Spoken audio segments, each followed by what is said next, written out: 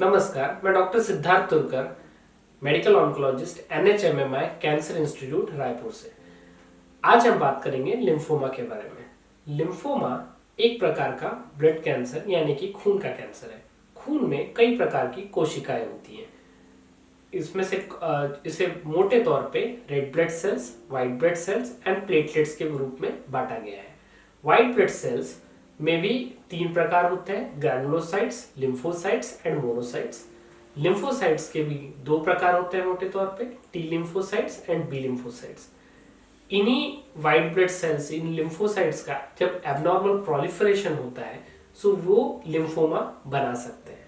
अब लिम्फोमा के भी कई प्रकार हैं। अगर ये बी लिम्फोसाइट से निकल रहे हैं तो बी लिम्फोमा, अगर ये टी लिम्फोसाइट से निकल रहे हैं तो टी सेल लिम्फोमा। अब इन लिम्फोमास को भी लो ग्रेड और हाई ग्रेड लिम्फोमा के रूप में बांटा गया है।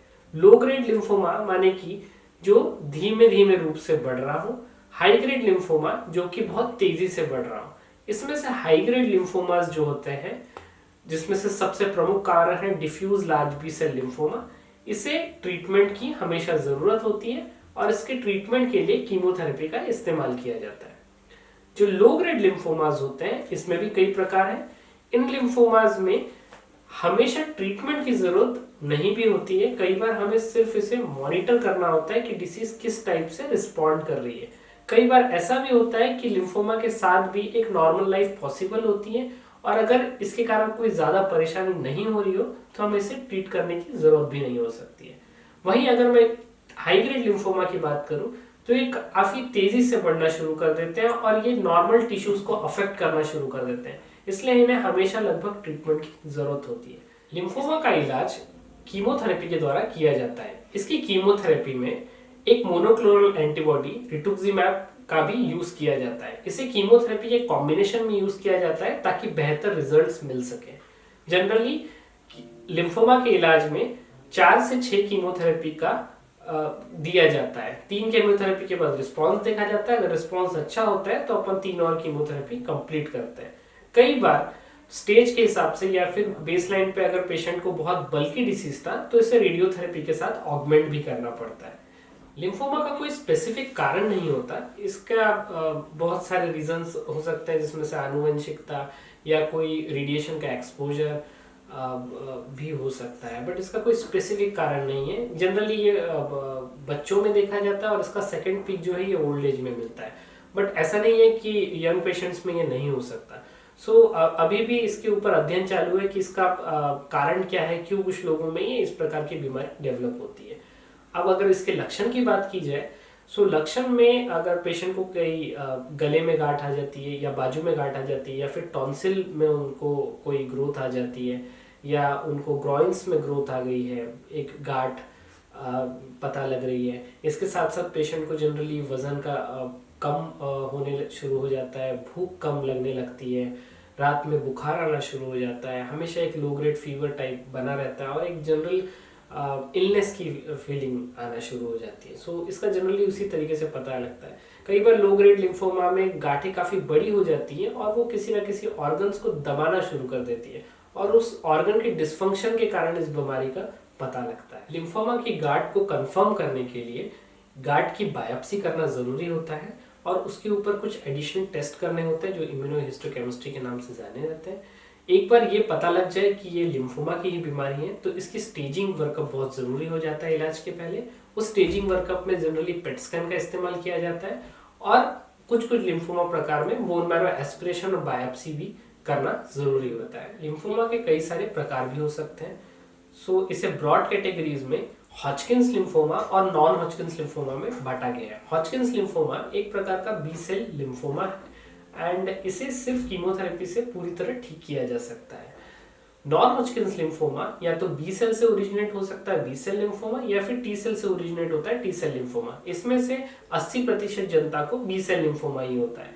बी सेल लिम्फोमा में भी लो ग्रेड लिम्फोमा और हाई ग्रेड लिम्फोमा के रूप में बांटा गया है। लो ग्रेड लिम्फोमा में कई बार ट्रीटमेंट की जरूरत नहीं भी होती है और इसे सिर्फ ऑब्जर्वेशन में रखा जाता है जब तक पेशेंट को तकलीफ नहीं हो रही हो और इसके कुछ स्पेसिफिक इंडिकेशन है जिसमें अपन इसको ट्रीटमेंट देते हैं। हाई ग्रेड लिम्फोमा हालांकि काफी तेजी से बढ़ता है, तो अगर इसकी गांठ अगर पता लगती है कि यह हाई ग्रेड लिम्फोमा है तो हमें इसे ट्रीटमेंट करना होता है।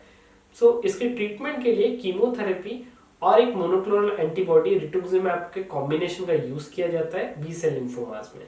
ये कीमोथेरेपी जो है जनरली 3-3 हफ्ते में दी जाती है और करीबन 6 कीमोथेरेपी का रिक्वायरमेंट होता है।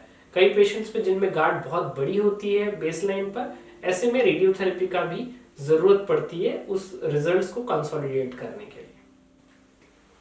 क्योंकि ये कीमोथेरेपी काफी हाई डोज में और कॉम्बिनेशन में दी जाती है, तो इस कीमोथेरेपी के काफी सारे साइड इफेक्ट्स हो सकते हैं, जिसका पेशेंट को और उसके रिलेटिव्स को पता होना बहुत जरूरी है, ताकि वो जल्दी से जल्द डॉक्टरी हेल्प ले सके जब उन्हें जरूरत हो।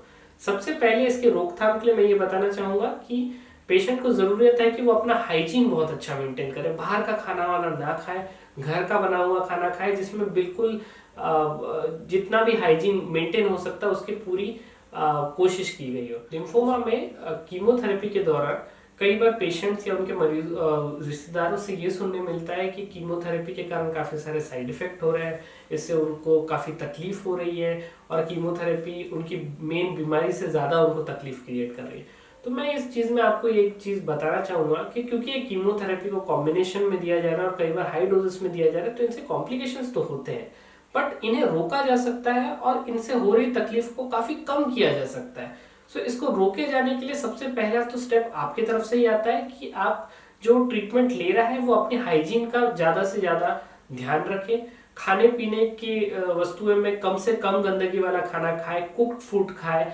बासा खाना ना खाए, सो दैट आपको कोई इन्फेक्शन ना लगे। दूसरा जो इसमें प्रॉब्लम होता है कि इसमें कई लोगों को काफी सारी उल्टियां होती हैं, तो अभी जो नए ट्रीटमेंट रेजिमेंट्स हैं उसमें एंटी एमएसएस गाइडलाइंस काफी स्ट्रांग है, सो पेशेंट को उल्टी और ये सारी तकलीफें तो काफी कम हो चुकी है। तीसरी बात ये होती है कि वो कहते हैं कि बुखार आने के बाद पेशेंट कई बार एडमिट हो गया, काफी सारा उसमें खर्चा लग गया उनको कीमोथेरेपी के अलावा।